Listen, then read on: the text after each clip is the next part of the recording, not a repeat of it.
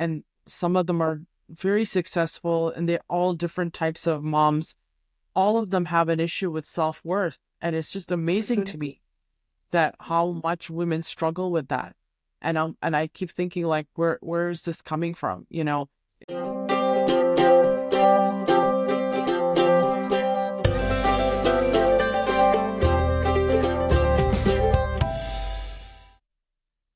Hello, everybody. I'd like to welcome you to my podcast, Renew Motherhood. And this is the episode, Motherhood and Me, balancing parenting with personal passion. And for this, I've got a wonderful guest, Sumeet Ahuja. Yes, please briefly introduce yourself. Who are you? Where are you from? And yes, your topic.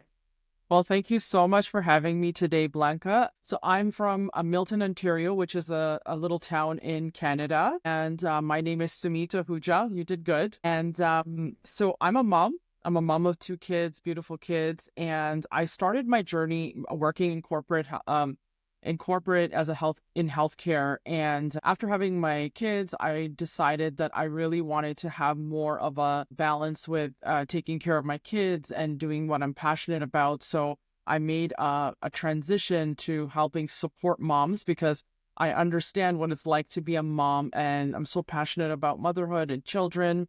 And so, I started my journey there, and I just feel that the best way to help the world is through mothers, because they're the true leaders of their family. They're the leaders of their children. They're helping raise the next generation. So it's a very, very important job. And I'm very passionate about helping moms that are feeling stressed out, anxious, reclaim their sense of self and feel more at peace. So we can all just, be happy and raise amazing kids, and also find joy within our everyday. Wonderful. So that's why we are connected here. It's all about motherhood. And yes, but there is something more about motherhood, because what's the first step a mother can take to rediscover who she is outside of motherhood? Let's just have a look at this side too. I love that question. Because I think after we have our kids, we kind of lose a little bit of who we were.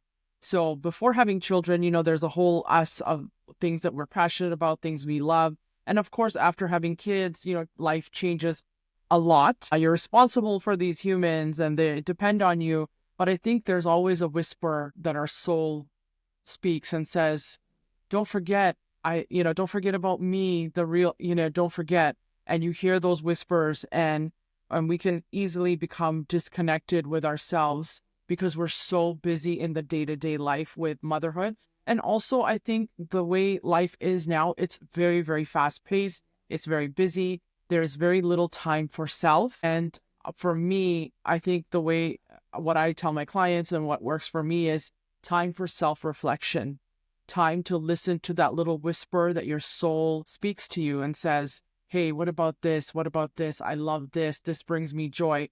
Not to forget that inner voice, and spend time listening more, whether you just spend some time alone in nature, because I think that really helps calm our minds and helps us reconnect to ourselves, away from technology, and I know it's really hard to get away from the kids, but even 5 minutes in the bathroom just to take deep breaths and say, hey, like, what's important to me? I think that is a really great place to start with rediscovering yourself. Yes, I love this, to really listen to your inner voice, because if the outside is going, if there is so much noise on the outside, you lose your inside. And this is so important, even in raising your kids, right? To be connected to yourself. And yes, how do you see societal expectations shape a mom's identity, and how can she break free from them? Yeah, I think as a society as a whole, there's a lot of expectations. There's a lot of things on social media. There's a lot of things our parents and grandparents have kind of instilled in us to say, this is what motherhood looks like. This is what it's like to be a good mom. But I think that we are at the age in 2024 now, or 2025, whenever you watch this, that you're at a time where we are creating our own narrative of what it looks like to be a good mom, to feel like whole. And I think the societal expectations have always been there. And I think we are having some type of paradigm shift is what I'm seeing in the world now, where, it's we're starting to just reclaim what we feel is the right path for us as mothers. I don't know if I answered your question. Yes, yes, absolutely. Because I always think, okay, if you cannot, well, the first thing is really to reconnect to your inner being, to your inner side, and then on the same time, at the same time, to really to be a little, I don't know how to say, not disconnected from the outside, but from all those expectations that are on the outside. So not 100%. to get this inside of you and to fulfill them. This even drives you more away from yourself Yeah. sometimes. And I So think the I biggest think, trap, yeah, I think the biggest trap for moms, and I know it's for me, is when you see maybe a mom on social media or Instagram and they're doing things and it looks so beautiful on camera. And you feel like automatically when you start comparing yourself, that's where things start to really take an ugly turn, because then you think, well, I'm not doing that, so there must be something wrong with me. I can't manage my home like that. There must be something wrong with me.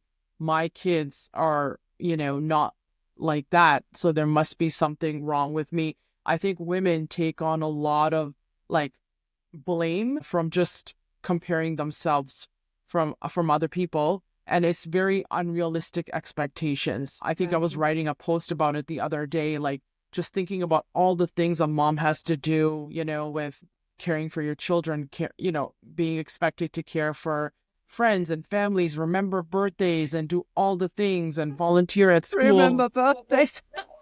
Yeah, absolutely. Yeah, and just all the expectations that are put on mothers, and it's like a silent expectation. It's like nobody's telling you, but it's like in your mind, you have to do these things, or you feel that, and it's exhausting just thinking about it. It's so unrealistic, and it's so unfortunate because it really drowns out our inner voice again of how we feel we need to live our life with our family. Yeah, right. Absolutely. So I can totally relate to this. Even the, especially the birthday parts Yeah, that are yeah, going around here. yeah. Can you share a personal story where you felt disconnected from identity and how have you reclaimed it? Yes, great question. So I definitely felt disconnected. I think after having my first daughter, I was like, okay, I was very excited for both kids. I'm so grateful. But I did feel a sense of like, who am I now? Because I have so much responsibility. Things look really different. And then I think initially I was just so excited about having my daughter. I was like, it's okay. And I think I also didn't recognize what postpartum looks like, postpartum depression. And I was very, very functional, but there was a part of me that was starting to feel, and I never actually realized it until I look back now, what it actually looked like. And I think there's a huge part of that, losing your identity in postpartum. And after having my second child, I realized the same thing. And then I had a ectopic pregnancy, which I lost a child as well, or it wasn't really. So it was, I think every time I went into this crisis mode of who am I now? Like, what is my purpose? And I felt very disconnected because there was no time for myself. And until I was able to really set some time to reflect, to just take a few minutes to journal, take a few minutes to just listen to that inner voice of what my soul is saying to me, I was able to start taking those steps again. Because like I said, it's very easy to drown out that inner voice, which I like to call your intuition, because it's your Yes, intuition speaking to you. love Um, this. yeah, and if you're not listening, it's so easy to become disconnected with yourself. So for me, it really started with reconnecting with my intuition, feeling into my gut. Does this feel good to me? It doesn't, well, why not? And really being more authentic with myself and following my heart versus what my mind tells me I need to do. And that just started with the slow process of just taking time for myself, listening to my intuition. And for me, I think journaling is very powerful. When in doubt, journaling is the way, because if you can write down your thoughts on a piece of paper, it really helps you self-reflect. It really helps you see things in a different perspective. And then sometimes you write out things and you're surprised. You're like, oh, I didn't even know I felt this way, because you never Uh-huh. took the time. I never took the time to actually think about how I'm feeling. And then I Yes. realized, wow, all these emotions are building up. What am I going to do with this? And then just starting the process there. That's great. So, but if you have got all those day tasks, how did you remind yourself to do this? Because I know it's difficult if you just go task after task and you're Yeah, busy with your children, you're busy with your own feelings, with your emotions, with all those responsibility in the beginning and how to yeah, figure out everything. So I think it's still, do you have a tip? I do. So when my children were very young, they were little babies, I would wake up a little bit earlier than them. I mean, after they settled, I mean, it depends on the stage of motherhood. When you have very small children, there is very little window because you're nursing, you're taking care of them, changing diapers and all of that. So I would just get up like half an hour earlier from when my child was sleeping. I know it's early, but you have to make time. I would wake up a little bit earlier, spend time journaling and just kind of reflecting, even if I was just having my warm lemon water, just sitting and having some quiet time to, again, listen to my inner voice. And I love using oracle cards. I'm a big fan. So Oh, wow. I Yeah. pull cards for myself. It's a great way for me to connect with my intuition and say like, okay, what do I need to know today? Like, and I would ask for guidance from my higher self, angels, like, whatever you believe in, universal energy. Just, I honestly, I think like just 10 to 15 minutes, even if you do a guided meditation. And now that my children are growing and they're going to school, after I drop my children off, I have time for a little bit of yoga. I'll do a little bit of journaling. And so things change and then I get to work. So I think it depends on the season you're in with your children. You Mhm. have to adjust your schedule to make time for yourself. But I think the number one way is to set the intention. I am important. I value Mhm. myself and I'm going to make time for myself, because we can all make 100 excuses of why we should do this instead of taking care of ourselves. So it's all about Right. prioritizing yourself and making yourself a very important priority on top, like number one, right? Yes, right. So really make the decision, right? Yes, I will absolutely. do this. I will serve myself first. I will take care of myself first. And you even mentioned it. You would start with the day with this, right? Yes, absolutely. I start So, the day. okay. I love starting the day like this. Of course, if you're having a very crazy morning, you can just do it a little bit later. I've Mhm. had days where, your children are sick, things are just chaotic. I'll just, after I put them down to sleep, I always spend a few minutes just what went well today and what would I like to do a little different. And honestly, it takes 2 to 3 minutes. Even if you don't love journaling, you can self-reflect.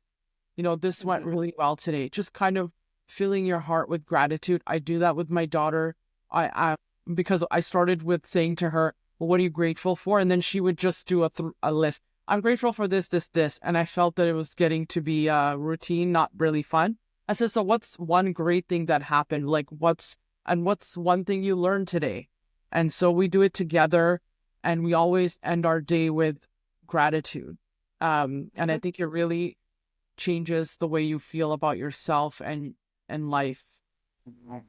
Yes, absolutely. I totally agree with you. So, and even you become aware of what are you grateful for, right? Because Yes, sometimes you just take it for granted. But if you can reflect at the end of the day, this is even more important. It's better to really yes, to say, okay, this was really good. I'm so grateful for this. yeah, Oh, and I love do it this. with, and I think include your children. Like do it with them. Yeah. It's not something you have Yes. to do only by yourself. You can, but you can do it with your children, and it really changes the neural pathways in their brain to look for things to be grateful for. Yes, and even if they can see mom is doing this, actually, my youngest one is just, I didn't tell her. I was just writing at the end of the day, and she saw me and she asked me, "What are you writing?" And I told her, she said, "I can do this too. I like to have this too." Yeah, So see? Yeah, it's it's just an fantastic. inspiration, right? Absolutely. And So, I think children learn by watching us. They don't learn by us, telling them things. They learn by watching us. So if they see mama doing yoga, they'll try to do yoga. If they see mama right. go outside, let's go for a walk. It's really led by example. But it's not to be something to be intimidated by. Just start small. If you don't have any kind of practice, start with just 5-10 minutes, and it can make all the difference. And then slowly work up to whatever time you can allot yourself.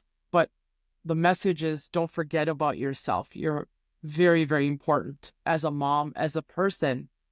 Never mind the Yes. motherhood, as a person, right? Yes. You are a person before anything else, and you are important. Yes, absolutely. So, how can a mother balance being fully present with her child while also pursuing her own goals? We just mentioned, okay, do this together. Would you say this is already pursuing my goal, but I'm not present with the child? Am I? What's Yeah. your opinion I about think I this? think the more you can include your children, like first, I think we get used to Mama's doing this, go away. But explain to your children, I'm doing this because it's really important. And I think once you start having that conversation, if they're old enough, if they're small, it's different story. But if they're even like age 3, 4, 5, they understand everything. You can have a conversation. This is really important to mom. I remember I had my little baby. She was a baby, and I'm writing out my post, and I was going to do a talk, and I'm practicing it, and I have my baby in my arms, and I'm like, we're going to talk about this. And she's smiling at me. So they've been part of it. I mean, we shouldn't separate our children from our life. They're part of it. So include them in everything. Like, this is why mama's pursuing this, because it makes mama feel really, really good about herself. And they're going to say, well, that's really awesome, mom. I want you to be happy. And then you can also turn it on and ask them, what makes you happy? And help them connect with themselves as well. Well, I really love to write, or I love to paint, or I love to draw. Okay, great. So let's make time for that. When my children were really small and needy, I found that I didn't really have much time. So I said, okay, we're going to have reading time. You're going to read your book. I'm going to read my book. And then, so I would get some time to do something for myself. There was obviously a lot of interruptions, but it was still creating small habits of, it's quiet time. We're going to write. You're going to write. I'm going to write. We're going to read. And then I think it's just become part of who we are now as a family. And it's great, so I don't know if Yes, I answered your question. I love your advices really to include your children. And 100%. I think this is so crucial because Yes. including also means being connected, right? Yes. Yes. Because So stay connected. it's so hard to like be present doing your own thing and then your children leaving them out. It just doesn't really work. But I think also being present with your children, I can tell when I'm snappy or irritated and tired. It's because I haven't taken care of myself. I haven't given myself enough time, and then I feel agitated. I can tell right away, okay, I need to breathe. I need to prioritize myself, because when we're not doing that, it's very difficult to be present and grounded and feel good with our kids. It all starts with taking care of ourselves. That they always talk about, when the mask comes down in the airplane, you have to put it on yourself, then only then you can help others. It is absolutely 100% true. So if you prioritize yourself, you'll be able to be more present with them and also include them. I think then they feel, and then they'll be understanding of your purpose. They'll say, okay, I'm going to go play with my sister over there while you do your thing, mom. I know it's important to you. There's just that communication and understanding. Yes, and it's natural created. So not Yes. to press them inside something or to push them away, but just in a Yeah. natural flow that they can understand and doing their things that they love. So Yeah. how can a mother redefine success beyond being a parent, especially when faced with judgment? Oh, that's a good question. I think judgment is something that is a really hard thing for everyone. Feeling judged doesn't feel good, and so I'm just thinking about the question again. Um, Sorry, can you repeat the question? Yes, of course. So how can a mother redefine success beyond being a parent, especially when faced with judgment? Yes. Okay, thank you for repeating that. I think it's just connecting with your small wins every day. Like what went well, what is good for you, not what and I did that's very interesting because when I work with my clients, I'm like, let's define what success means to you. Not by the Mm-hmm. standards, not okay, I see this mother, she's making all this money, she's got this amazing career, her house looks none of it that is realistic. And we don't know her situation. She could have nannies. She could have a lot of help. We don't know. I said, okay, so let's see, what does success mean to you? Well, success means to me as being connected with my children. Okay, that's awesome. Success means to me being able to provide for my kids. So, doing something that I love. So just defining what does success mean to you? And I think when you're really clear on what success means to you, not what society defines success, and you feel really connected to your purpose, you feel really connected to your goals, and you include your children, I think the judgment just falls away because it's like, Yes. I don't care what you think about me. I'm happy and I'm following my navigation system, whatever that looks like Right. for you. Yes, right. Yes, that's great. So, what role does self compassion play in helping mothers reclaim their sense of self?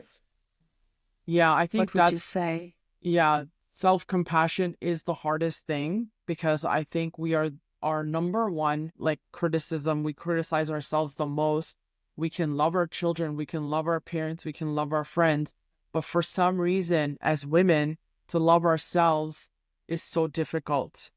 Maybe because society's shown us this is what a beautiful woman looks like. This is what a good mother looks like. We have all these things in our minds that we compare ourselves to in an external world. And we always have this friend that I call that nobody wants around. It's the negative self-talk. Um, Yeah. so it's just about reminding yourself. I always say this, like put your hand on your heart and you just remind yourself that, I'm doing a good job. I'm doing the best that I can and just really loving yourself, even showing appreciation to your body, your heart that's pumping the blood to keep you alive. Just Hmm. remembering how lucky we are to be here at this time and alive and with our kids and just really feeling that gratitude and remembering that we are all very unique and special. And I think self compassion comes with letting go of comparing yourself to other people and just remembering who you are and just being gentle with yourself as you're on this journey. Because life is hard. We get thrown so many curveballs. Many of us have been through a lot of things and it's not easy. So self compassion is the key to getting through all of this, um, with grace and ease. Absolutely. So I would agree to this too. And because it's just a picture pops up in my head to say, okay, this is the perfect woman as a perfect mother. And no one can achieve this, but it's like a marketing sign. And So, we've been deeply programmed from a long, long time, with all the images we see, with everything. We've been deeply programmed to mhm, think of the ideal person, the ideal woman, yes. what that looks like, and ideal mother. And none of that is real. It's all Yeah. AI. So, uh, Right. Yeah, I think it's just about being authentic with ourselves and really, Hmm. like we talked about at the beginning, hearing that inner voice and following your intuition and creating a beautiful life for yourself according to your own standards, not anybody else's standards. I think that's really, really important to like kind of be sane in this world, you know? Yes, right, absolutely. So I was just thinking again on social media, all those things, they look so beautiful and so nice. And if I go to the sports side, oh, they can always do everything, but no one has seen how they train, how they exercise, how many times they fell down and it didn't work out. So Exactly. it's only shown always the nice picture of everything. Yes. And this is 100%. what's inside of us, right? So we have to get rid of this wrong picture and Yeah. embrace reality, right? Yeah. And when you say that, when I was worked in healthcare, a lot of the work, like nurses and staff like myself, we had a very positive, uplifting attitude. But a lot of people have seen the depth of like losing people. We've seen what it's like to see people, being very sick. But I think it comes with that inner joy of like understanding how fragile life is and how special Uh-huh. life is. And then Mhm. being able to just exude that compassion out to others. Um, yeah. Yes, that's great. So, how does reconnecting with your own identity improve your relationship with your children? What would you say about this? I So, we think it's, talked about it a little earlier, but yeah, just let's pick this up. yeah.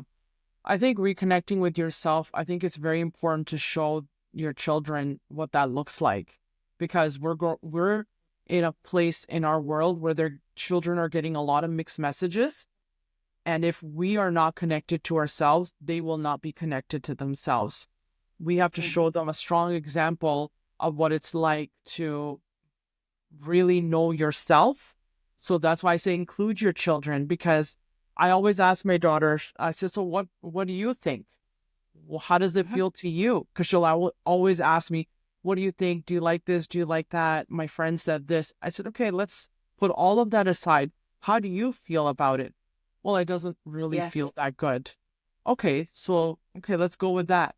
So, really being connected to yourself really will support our children because I think in this society they are getting a lot of mixed messages, especially right now, and it's really important for us to show them by example that it's really important to know who you are and lead with love and kindness so they can also do that in their own Hmm. right. Yes. So, again, a little self awareness. What do Yes. you feel about those things? How do you feel about a special situation or special people around you or whatever? So that you, if you are aware of this, you can, yes, you can center yourself, right? Yes. Yeah, because we can, And be, especially children, yeah, they're very impressionable and they can get very lost yeah. in, they can get very lost. I can see like my daughter, sometimes, they become like obsessed with their friends or I need to help her detach because, they get so close and they're so impressionable. And so it's very important to help them understand who they are. So they always have a guiding light as they're growing older and wiser. Like, follow your guiding light. It's really important to instill that in our children as they go through this chaotic world.